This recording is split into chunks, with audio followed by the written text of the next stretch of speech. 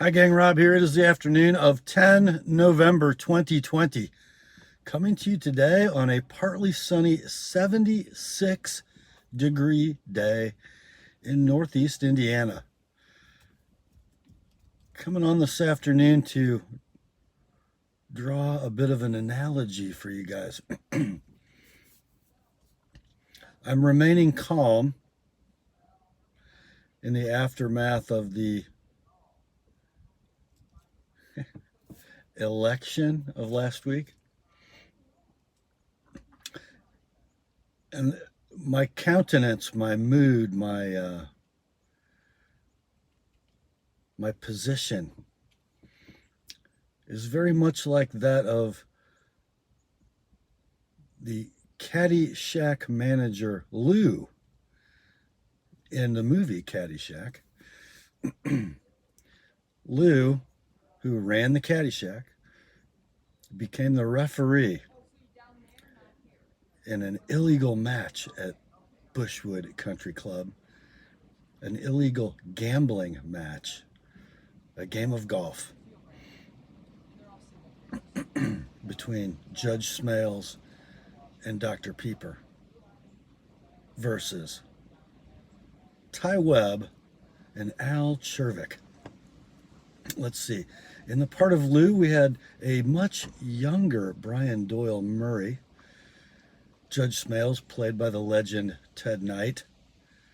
Dr. Pieper, I have no idea what that actor's name was. Ty Webb, played by Chevy Chase, and Al Chervik, played by Rodney Dangerfield. The caddies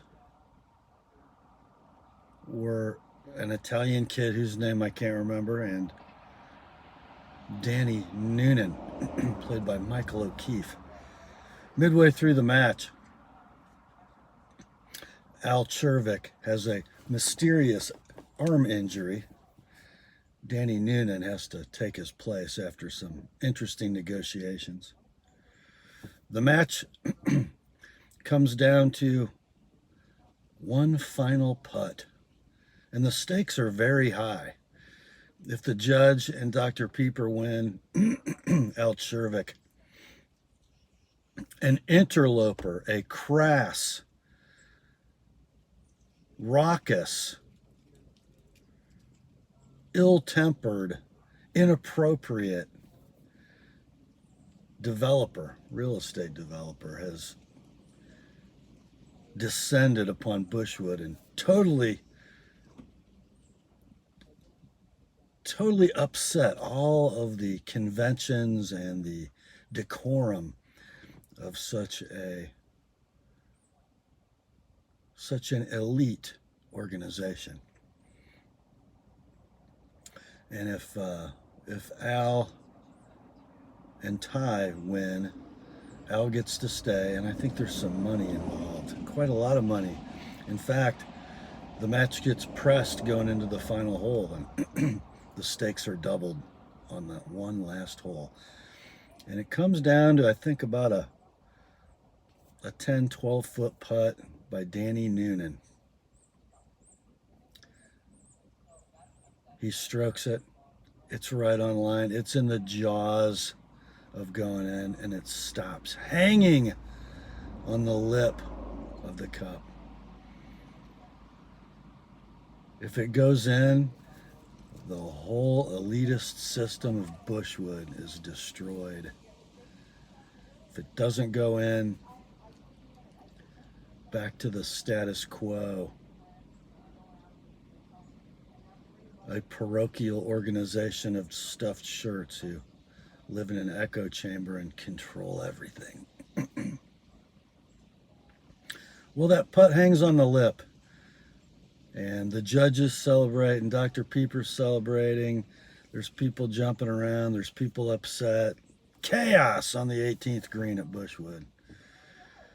But Lou, the referee, sees that ball hanging on the edge of the cup.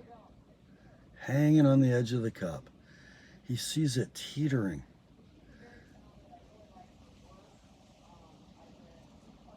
And he watches and he watches. Doesn't say anything to anybody, just watches the ball. And then what happens?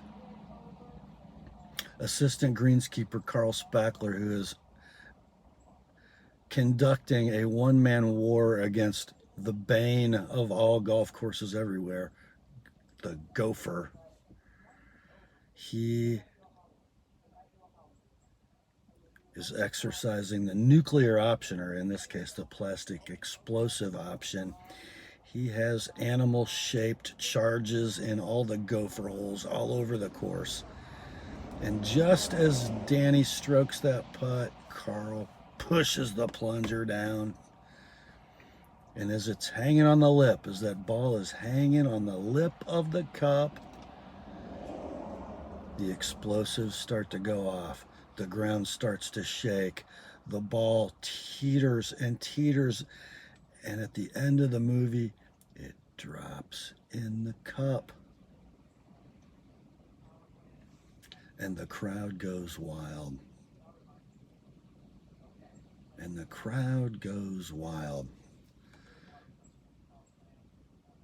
So while our nation is deeply divided and tensions are high, emotions are overflowing on both sides of our political spectrum,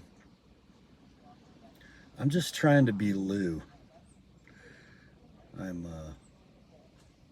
keeping my eye on the ball as the earth starts to quake beneath our feet.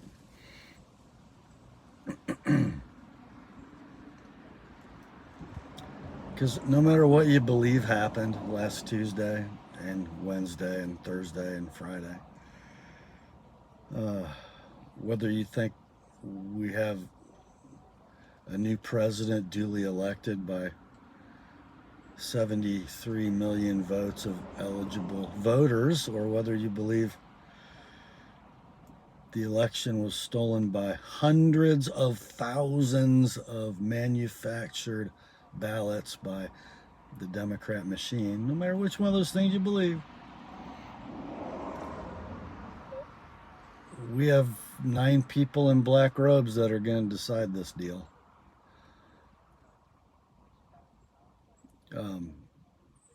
If you're watching the mainstream media and you keep hearing over and over the phrase, no evidence of widespread voter fraud, probably ought to disregard that.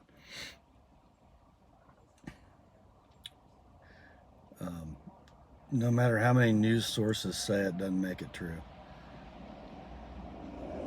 So anyway, let's just continue to be patient.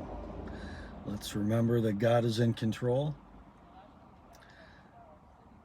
And let's take some time reflecting, talking with each other in a civil manner, and trying to figure out what lessons in this American life our one true King has for us to learn. You know, we've been given great responsibility, we citizens of the United States of America. We've been entrusted for almost 250 years with the task of governing ourselves. It's possible that we haven't been living up to that responsibility for a while. It's possible that we're not engaged enough. It's possible that we have allowed an ever-expanding and ever self-enriching ruling class to make decisions for us and then put on political theater to entertain us, keeping our eye off the ball, so to speak. And it's possible that it's time for us to start living up to that responsibility. I don't know how that's all going to look.